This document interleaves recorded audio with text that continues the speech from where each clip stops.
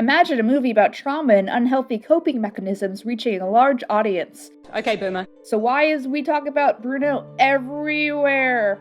And I mean everywhere. It's here, it's in car, people are covering it all over YouTube, and it's too much, and I can't take it anymore.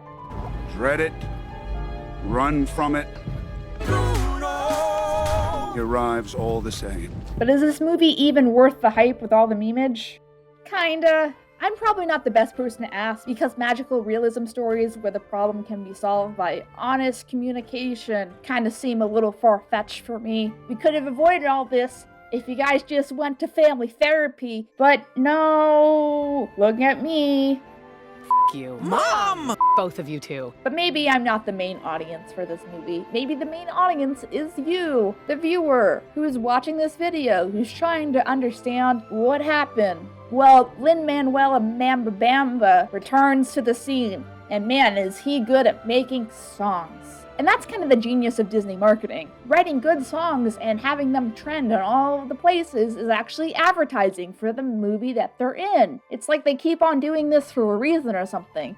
That tied with really, really good animation. Like, I'm obsessed with this skirt walking scene. It's amazing. I don't know, kind of makes something that's eye-catching. It also kind of reminds me of the opening of This Is Halloween just a little bit, with the alley shots and the lighting, and I'm just putting that out there.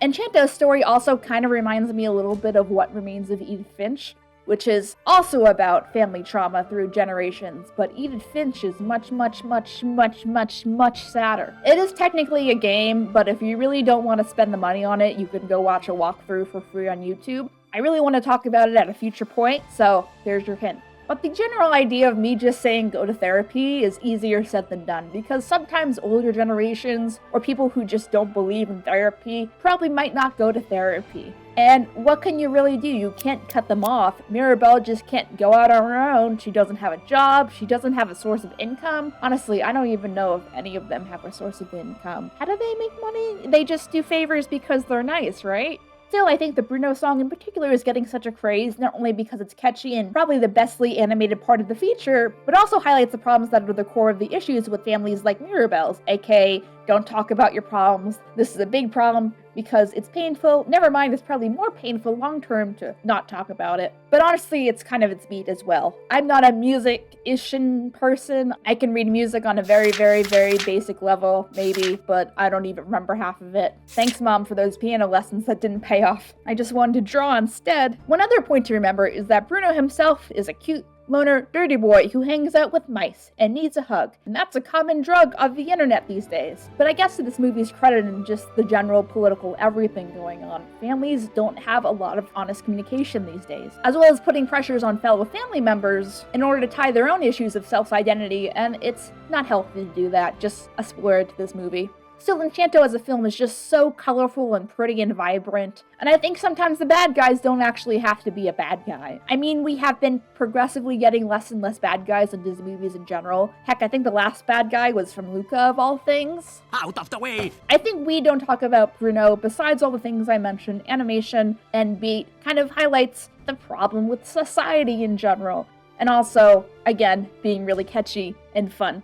But maybe we should talk about Bruno, because maybe if we talked about Bruno, the family wouldn't have all these secrets. Maybe Mirabelle wouldn't have so much pressure put on herself.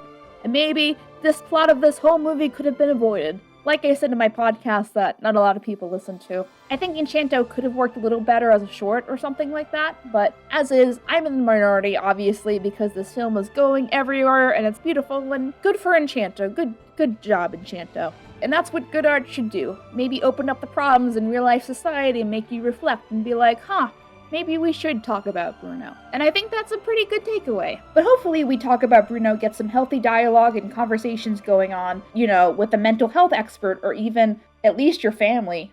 Goodbye, everyone. I'll remember you all in therapy. So that's my take on Bruno. Maybe we should talk about him. Why do you like this song so much? Do you hate it forever? And if you like these quick takes, let me know in the comments. And please don't hurt me with the memes.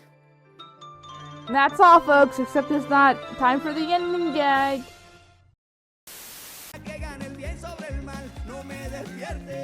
Hey, stop looking. She's too beautiful for you. The city limit! Ooh, yum! Hey everyone, thanks so much for watching. If you like what you saw, please remember to leave a comment and share this with a friend or 2 or 5. Click here to subscribe, we really appreciate it. Click here to check out the main collaborator for this video. Click here to check out our video playlist for this video, where you might find similar videos that hopefully you like and enjoy. There's also a credit scroll here, where you can check out all the other awesome contributors. All their info is in the description. That's all I gotta say, KP away!